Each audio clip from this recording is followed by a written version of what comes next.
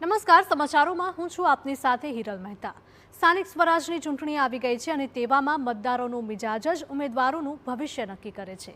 TV9ની team અમદાવાદના વેજલપુર વિસ્તારમાં પહોંચી અને મતદારોનો મિજાજ જાણવાનો પ્રયત્ન કર્યો।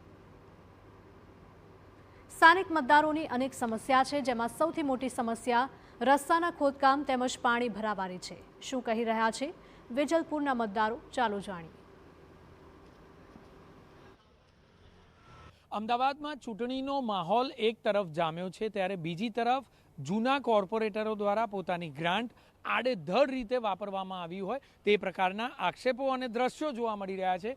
વેજલપુર વિસ્તારમાં અમે છીએ કે જ્યાં કેટલાક સ્થાનિકોની ફરિયાદ છે। આ બાબતે આપણે તેમની સાથે વાત કરીશું કે આખરે કયા પ્રકારના મુદ્દાઓ છે જે આ ચૂંટણીમાં પણ મહત્વના બનશે અને તેમની કયા પ્રકારની ફરિયાદો છે, મુશ્કેલી કયા પ્રકારની આ વખતે આપને લાગે છે આપના વિસ્તારમાં? આ રોડ તોડીને જે મુશ્કેલી ઊભી કરવામાં આવી છે એમાં એવું છે કે રોડ તૂટેલું હતું નહીં, જ્યાં ત્યાં ખાડા પાડીને એને પૂરી દેવામાં આવે છે। ખાડા પાડતા પહેલાં પબ્લિકની સુરક્ષા માટે કોઈ વ્યવસ્થા કરવામાં આવી નથી, તો પણ બનાવવામાં આવ્યું છે। જે કર્યું એ હતો એના કરતાં નાનો થઈ ગયો અને ત્યાં તો જાણે થીગડા માર્યા હોય એવું લાગે છે, બરોબર છે। એટલે એક્ઝેક્ટ આ થીગડા પાછળ શું લોજિક લાગી રહ્યું છે? નહીં, કોઈ બી પ્રકારનું ઇન્ટિમેશન કશું જ નહીં। રાતોરાત અડધો કરીને કટકે આ લોકોએ રોડ તોડી નાખ્યો, બરાબર છે, અને અઠવાડિયામાં પાછા પેચીસ મારીને પાછો ઊભો કરી દીધો।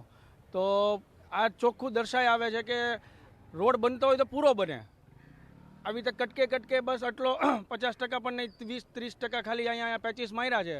તો આના માટે દર્શાઈ આવે છે કે આમાં ગ્રાન્ટ વપરાવા માટે પૂરી કરવા માટે આવી રીતે આ રોડને બનાવ્યો છે કે પછી ખરેખરમાં એ લોકોને આખો રોડ બનાવો તો પછી છેક સુધી બનાવી શકતા હતા। આ લોકો પરસેવાની કમાણીથી ટેક્સ ભરે છે અને આ લોકોએ ભલે નાગરિકોના ભલા માટે કદાચ કર્યું હોય કામ, પણ ક્યાંય બોર્ડ મારવામાં નથી આવ્યા કે આ કામ શેનું ચાલી રહ્યું છે, કશું જ નહીં। અને રોડ વિજિલન્સ તપાસ થવી જોઈએ આવા કિસ્સાઓમાં, કારણ કે કોઈ પ્રકારનું તમને લાગે છે કે ડ્રેનેજ લાઈન નાખી હોય કે પીવાના પાણીની લાઈન નાખી હોય આ રોડ ખોદ્યો ત્યારે? કોઈ પણ પ્રકારની કોઈ લાઈન નાખવામાં આવી નથી। રોડ ખોદી નાખ્યો અને બીજા દિવસથી પૂરી નાખ્યો અને જનતાની અવર જવરમાં તકલીફ પડે છે। આપને શું લાગે છે કે માત્ર કૌભાંડ કરવા માટે કે ગ્રાન્ટનો ખર્ચ બતાવવા માટે આ રોડનું કામ થયું છે? પૂરેપૂરું કૌભાંડ છે અને 80% કૌભાંડ છે, કેમ કે રસ્તો બનાવ્યા આખા 100% રસ્તામાંથી ખાલી 20% રસ્તાનું રિપેરિંગ કર્યું છે અને મારા અનુભવ પ્રમાણે 100% પૂરેપૂરું બિલ મૂકવામાં આવશે। રસ્તો રિપેરિંગ ખાલી 10/100નો રસ્તો રિપેરિંગ કર્યો છે, જ્યાં રસ્તો જોવા જાવ તો 20/1000 કરતાં 10,000 કરતાં વધારે લંબાઈનો રસ્તો છે। કેલ્ક્યુલેશન બી લેવા જશો તો ખાલી 20% રિપેરિંગ કર્યું છે અને 100%નો બિલ બનશે, મારો અનુભવ કહે છે અત્યાર સુધી। લાગે છે કે રસ્તો બનાવ્યો તો કાર પણ ખસેડવાની તસ્તી નથી લીધી? બહુ સરસ સવાલ છે સાહેબ, એકદમ પરફેક્ટ વાત કરી કે 4 થી 5 ગાડી એવી છે જે ઘણા 5 વર્ષથી અહીંયા પડી છે, ના હલી છે ના ખસી છે, અને એ રસ્તે એ ગાડીને હટાવવાની કોશિશ પણ નથી કરી કે ખસેડવાની પણ નહીં, એકદમ બાજુમાં નાનો પટ્ટો કરીને ખેંચી લેવામાં આવ્યો, એકદમ પરફેક્ટ। અને બીજું પીક અવર્સ હતા, હાલ તમે જોશો તમને જોવા મળશે ગાડી ઊભી છે અત્યારે। પીક અવર્સમાં જ્યારે વધુ ગાડીઓ આવતી જતી હોય ટાઈમ પર એકદમ સિંક થઈ જાય છે અને બાકી એક ટેકનિકલ એમ કે ચિકન નેક થઈ જાય છે, રસ્તો બંધ થઈ જાય છે, ના કોઈ આવી શકે છે ના કોઈ જઈ શકે છે। પબ્લિકનું VOC શું છે તમે VOC સમજો, ચોમાસામાં પાણી ભરે છે, ડ્રેનેજની પ્રોબ્લેમ છે, પણ સોલ્યુશન શું મળ્યું અમને? તો એક નાનું થીગડું।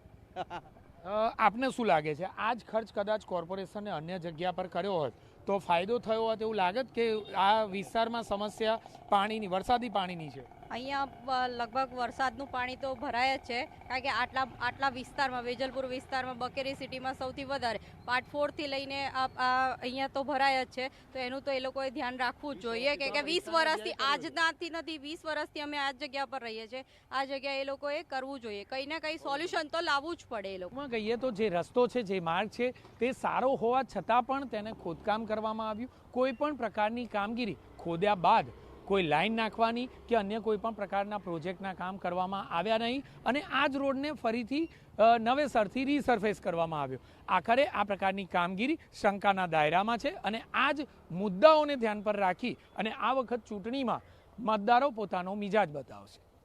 કેમેરામેન મહેશ સાથે જિગ્નેશ પટેલ, TV9 અમદાવાદ।